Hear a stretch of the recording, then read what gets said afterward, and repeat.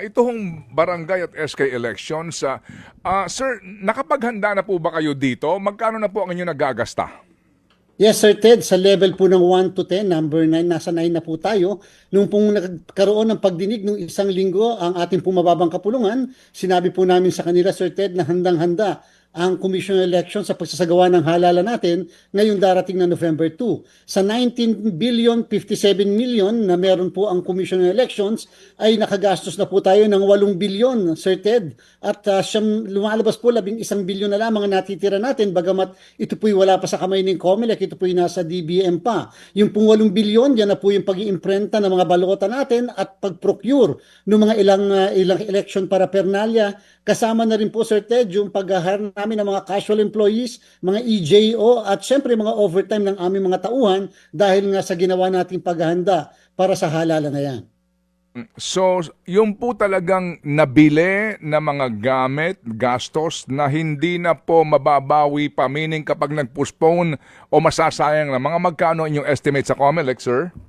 Sir Ted, kung ating pong susumahin, halimbawa po ang indelible ink, 1 taon lang po kasi ang ano po diyan, expiry date. Kasama na rin po yung ballpen. Baka po matuyo kasi ang ballpen.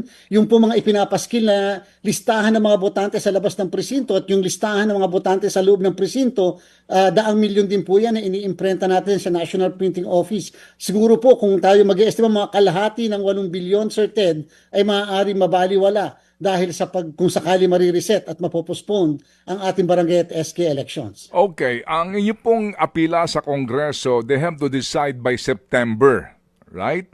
Opo, Yes po, September. Sir Ted. Oo. Tama po. Opo, by September, meaning kapag ito ho ay dinesisyonan, October na.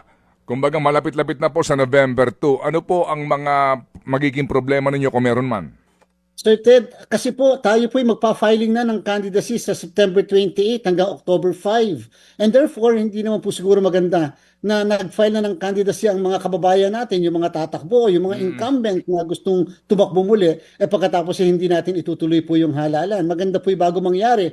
Yung bagay na yon ay hindi na muna ito ay malaman na kaagad natin. Tulad din po, Sir Ted, pag dumating po ang buwan ng September, magte-train na kami ng mga guro dahil ang ating pong barangay SK elections ay manual na halalan.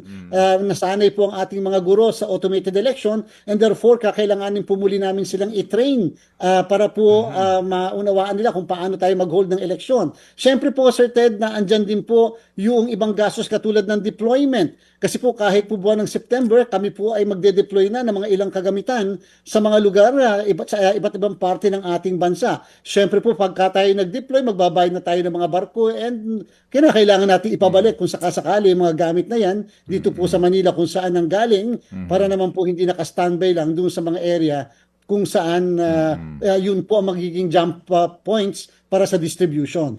Okay, so kung mga ngayon, tama ba, ano, mga 4 billion ang sinasabi niyong masasayang, tama, ano, 4 billion. Tama po, tama Opo. po, tama po. Yan madadagdagan pa habang nade-delay ang desisyon. Yes po, Sir Ted, sapagkat pag po tayo, Sir Ted, ay nag-training ng guro, yan po 1 bilyong piso ang training ng mga 1 milyong guro sa buong Pilipinas. Kasi nga, amin po silang ginagather sa iba't ibang lugar, sa mga hotel, pinapakain po namin, meron pa silang transportation allowance. Kung sakali po ito'y marireset, Sir Ted, panibagong training po yon ng mga guro sapagkat may mga guro na nag-retire na, may mga gurong bago na papasok o kaya yung mga guro na hindi naman nakasama doon sa una naming batch na na-train. So yan po ay magagawa namin lahat ng yan ngayong darating na buwan ng September. And therefore, kapag po nangyari na yon, masasayang po yun dahil mag-uulit po kami lahat.